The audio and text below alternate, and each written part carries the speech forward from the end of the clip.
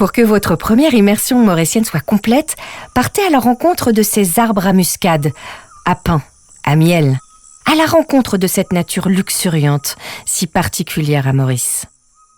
Tôt le matin, avant que la fraîcheur ne se dissipe, quittez Port-Louis et prenez la direction du jardin botanique de Pamplemousse. Non, ne vous imaginez pas un jardin rempli de pamplemousse.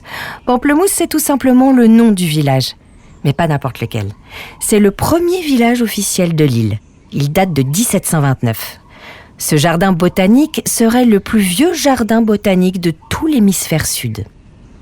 37 hectares de végétation luxuriante, 600 espèces, des palmiers, on ne les compte même plus, pas moins de 80 variétés, dont une quarantaine propres aux mascareignes.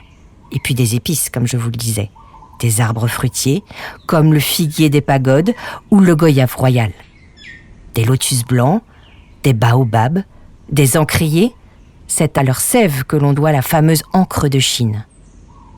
Mais mon coup de cœur reste son bassin des nénuphars, le Victoria masonica.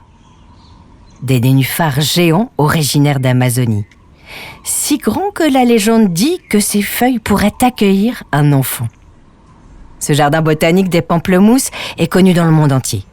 Il a attiré de nombreuses personnalités comme Baudelaire, Gandhi, Nelson Mandela ou François Mitterrand. Certains d'entre eux y ont même planté un arbre.